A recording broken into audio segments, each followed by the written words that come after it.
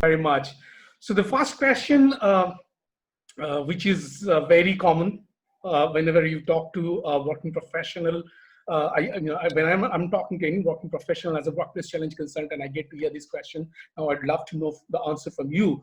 How to deal with the management or bosses who are unprofessional, believe in micromanagement, keeps on questioning subordinates' capabilities. The question I've received from Komal Jadhav.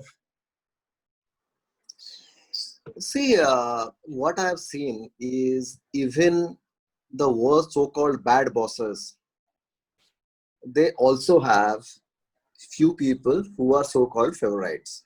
Right. Right.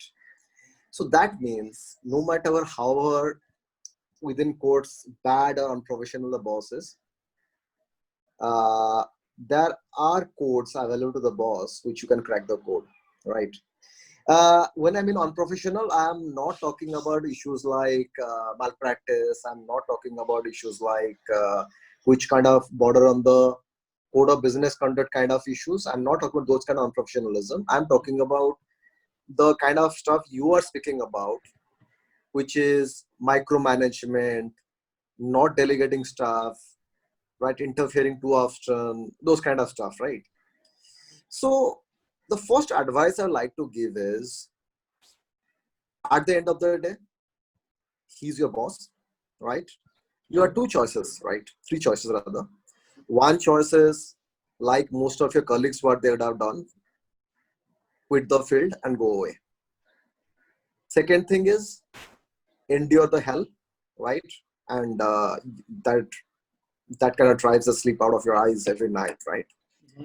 And go all about cribbing about it, making your life miserable, your family's life miserable, your colleagues' life miserable, talking about it. Third is, make a sincere attempt to understand your boss and try to work with him. I'll narrate one specific experience. In fact, I had 3 such experience in my 22 years of my career, where my relationship with my boss was an extremely low ebb, right? So if you would have taken my interview at that point of time, I would have probably called my then concurrent boss a bad or unprofessional boss, right? True. So, and out of the 3 occasions, right, one occasion I chose the first option, ran away, right? And that is probably on hindsight, if there is one thing I regret in my entire life, right, that is one occasion I regret, right? The other 2 occasions, I decided to stay and fight within quotes, right? What does fight mean? Fight means trying to understand him or her better and trying to deliver whatever he or she is expecting as per those expectations. Mm-hmm.